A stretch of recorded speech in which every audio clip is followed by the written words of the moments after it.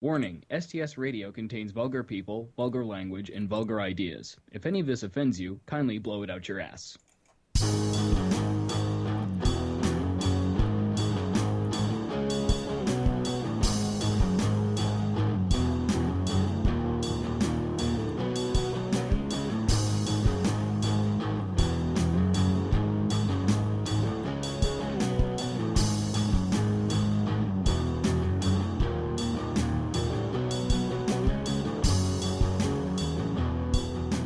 Welcome back to STS Radio, motherfuckers. How y'all doing? How y'all doing? I am Andrew Moss. You're one wacky bastard. I know, I am. I am Andrew Moss, always with me, the lovable Bruce Gates. What the hell is that? I don't know, but I like keeping you on your toes with those things. So, obviously, yes, I do. So, a couple podcasts ago, you were actually talking about working jury duty. Yes, and I'm trying to remember right. I don't think you were able to like get out of it or what the deal was. But apparently, there's a PS to the story. Not so much a PS, just so much a result of what happened. So, originally I was supposed to serve on Wednesday, and you're supposed to call like the day before and see whether or not you're supposed to serve, and it turns out that it was delayed to like the following day. So, you have to call again and see if you serve the following day, and sure enough, I do, so I have to appear on Thursday. And there's a whole story about, like, parking and all that shit and going through the metal detector. And it turned out that the dude in front of me was, like, a constable from some other area. And so they had to ask, like, are you carrying today? And he's like, no. I was like, oh, that's cool. This dude could have been carrying a firearm. I mean, he's a constable, but so it's a little disconcerting, It's like, at least I wasn't, at least I'm in back of him. So he has to, like, turn around and take that extra time to shoot me. Yeah, really. Or as opposed to, like, you're just standing in front of him, he's like, I'm a constable, pulls out the gun and just shoots you in the back. Yeah, right. But so then you like go into like this room called the jury pool, which actually used to be a jury. It actually used to be like a courthouse. And you look at the back and you look at the wall and it's like, oh man, that's kind of cool. It's like a fresco painting of like clouds or something. But no, the wall is just not finished. It's like putty and shit. Like it's ridiculous. But, like, they take forever, like, because everybody has to come in, and there's, like, 50 people that show up, and you eventually watch, like, this 20-minute video about, like, the history of the justice system and all this shit. And, oh, yeah, that's awesome. The judge comes down, says, like, good morning, and goes through some basic procedural shit. And then you go upstairs to the courthouse, and then they finally start asking questions, like, introducing the different parties, asking if you know them, if there's any bias and things like that. So, they ask all these questions. You have to, like, raise your number. Everybody has a number. And if you answer in the positive, you have to raise your number. And so I answered yes to one of the questions. So anyway, I can go to the detail of like what the case was about now because I'm actually out of it. You can actually find the article online too if you look for it. All right. I'll have to send it to you. Okay. But it's this woman who has this daughter, and she went to this. I forget where the office was at the time. I want to say it was in Lawrence or something like that. But anyway, she went to this pediatrician with her daughter who was having like a headache and stiff neck and all these various symptoms, and she had written in her journal that she suspected it could have been viral meningitis, but she didn't do a spinal tap, which is like the thing you're supposed to do to test for meningitis. Right. And as a result, like 2 days later, the girl had a seizure at the age of like, I think it was like 8 years old, and as a result she suffered permanent brain damage. So now at the age of 15, like she still has the mindset of a child, like she's brain damaged for the rest of her life. Oh, so it's basically a medical malpractice suit. So it's pretty heavy. And I was like, when they asked like would there be any bias, I was like, well, yeah, because I honestly I wanted to get out of it, man. Like once I heard it was like medical malpractice, I was like, man, this could stretch on for a little bit, and I don't want it to go longer than it has to, you know? Not only that, but I mean, it's something that kind of happens to a kid, it kind of weighs in on you a little bit more. You're just like, come on, it happened to a kid, and yeah. If this were like a grown man or grown woman, you'd be like, fuck it, all right, let's see where this goes. Yeah, and you're just like, fuck it, dude, it's a child or like an animal abuse case. You're just like, fuck, I can't fucking deal with this. But dude, I'm sitting there, I'm reading, fucking Penn Jillette's, book, whatever it is, Every Day is an Atheist Holiday, and I'm sitting there worrying like, oh fuck, it's gonna be a murder trial, it's gonna be a criminal, because it could be either one of two things, either a criminal trial or a civil trial. In a criminal trial, the state or whomever is pressing charges against someone for a crime that they committed, like they hit somebody, killed somebody. In a superior court, it's usually something pretty big, like rape or murder or something like that. Right. Or it's a civil case where it's like, like say you and I are suing each other and there's a plaintiff and a defendant, people are suing each other over some sort of business agreement or medical thing like this, something like that. Right. But I was really hoping it wasn't going to be criminal. And then we get up there and it's like, all right, it's a medical malpractice. And I'm like, oh, fuck, how am I going to get out of this? Like, shit. I was like, I don't have any bias here. You're just like, shit, I can't even play the race card right now, can I? Exactly. Like, damn, what do I do? You could have just raised your number and just been like, okay, juror number 3, I hate kids. that goddamn kid got everything she deserved. But no, I did pretty much the same thing I did the last time I got out of it, when I knew I wanted to get out of it, which was to basically tell my advice to anybody who needs to lie is to just stretch the truth, and that's the best way to get out of anything. Because if you absolutely lie 100%, you're gonna have to keep lying to keep covering it up. So if you just make up a version of the truth, boom, you're out of it, no problem. That's what I did here, and I said, I have a bias because of various botched surgeries in my family's past, which is not untrue. There have been things like that, but would it bias me in the case? Probably not. But fuck it, I don't want to sit there for 3 days and sit in a fucking courtroom and shit. No, because fuck it, dude, you're losing money from your job too, man. Well, not for the first 3 days. I mean, for that day and for 2 other days, I would have been paid. Anything after that, yeah, I would have been paid like $30 a day from the state, and that's it. Yeah. That is not nearly enough. And I would have been totally fucked. So. Yeah, which is fucking bullshit. Considering you got rent to consider, you got fucking food, you got shit for your cat. Yeah, my cat actually just got some shots yesterday. 3 shots yesterday at the vet. Well, shit, you all right? Oh, he's all right. Yeah, it's just an annual thing. Like we've had him for a year now, so you got like a rabies booster and a couple other boosters, and they don't usually give that many at once. So yeah, he's kind of like not out of it, but he's kind of like down and out today. But oh yeah, he'll be down and out for like a day or two, but he'll be all right, man. But yeah, he'll bounce back. Wouldn't it be great, man? You just take your pet to the vet and just be like, okay, can we get him the rabies booster? Can we get him the rocket booster?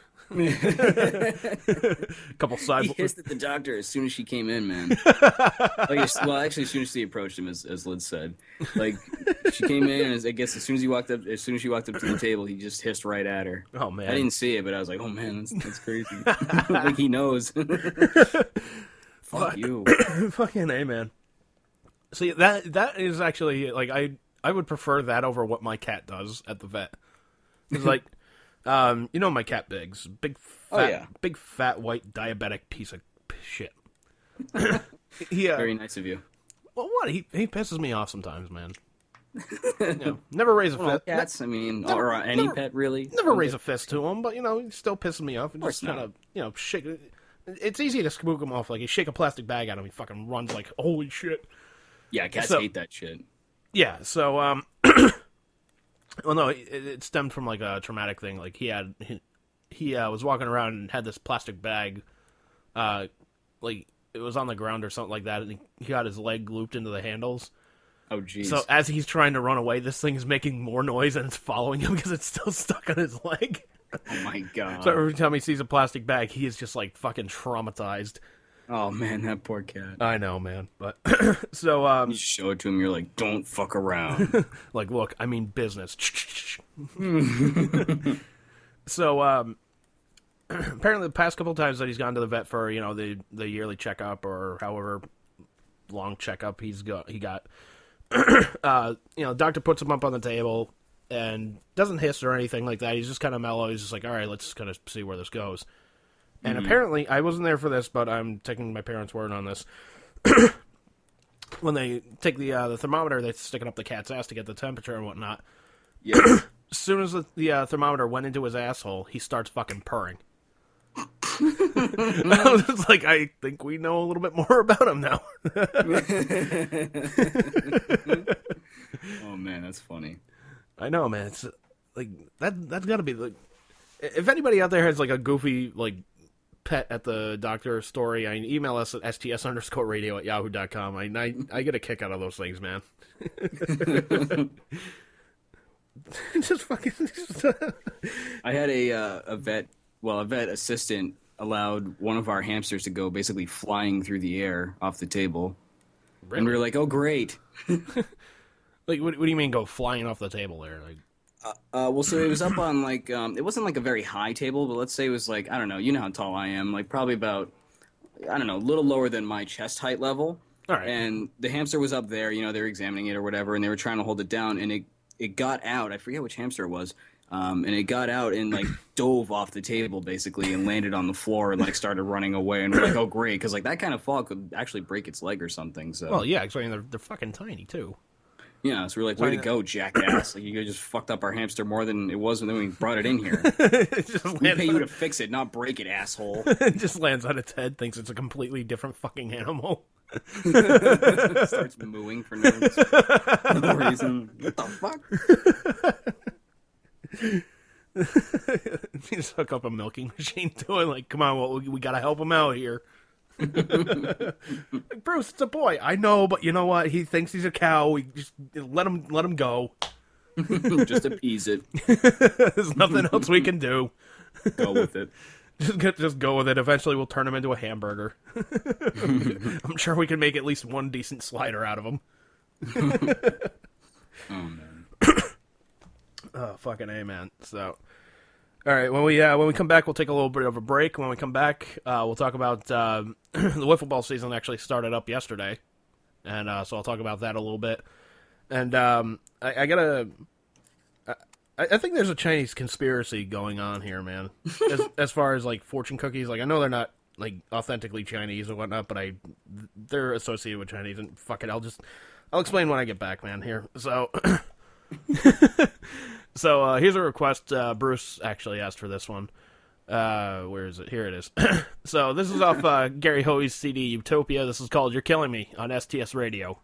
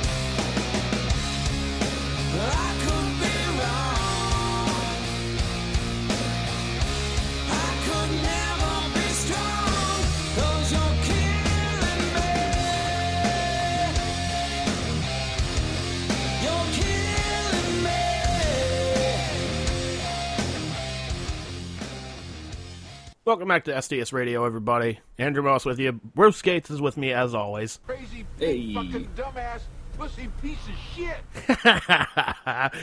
Oh, I love those things. The world would be a lot better if everybody had a Dropbox where they could do that. That's true. That's very It is true. true. I think the Just world... a constant soundboard. Yeah, just a constant soundboard. I mean, the world would be a lot happier. Oh the yeah, very least. I'd be a lot happier if I could especially play it to customers. That'd be beautiful. That would be great, man. Customer... Hi, yes, I called to get this installed. Well, what the goddamn to do?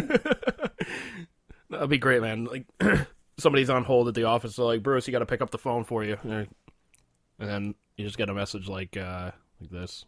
Where's the fucking audio? Phone's for you. I think it's the devil. Thanks. That fucking delay just ruined everything. Yeah, it kind of did. Yeah. God damn it. Well, shit happens when you party naked, sir. Yeah, I can't say I've ever partied naked. Yeah, well, that makes two of us. You just look at the phone and then... Whoop, here comes another motherfucker! Yeah, pretty much. Yeah. Ugh. There's so many There's some things. people who just, you explain things 1,000 times and they still don't get it. Just, English, motherfucker, do you speak it? Fuck you! Fuck you! Yeah, I need a couple of those. Fuck you! I think that would be for, like, if you work for, like, World of Warcraft and just deal with a lot of nerds. It's like, look, I'm speaking your language! Fuck you! I understand you. Like, look, sir, I've got a very important question. Okay, I understand your concerns and whatnot, but I have a very important question for you, and that is... Do you fuck chickens?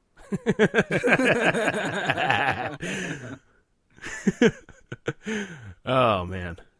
Hey, clown, you want to funny it up a little?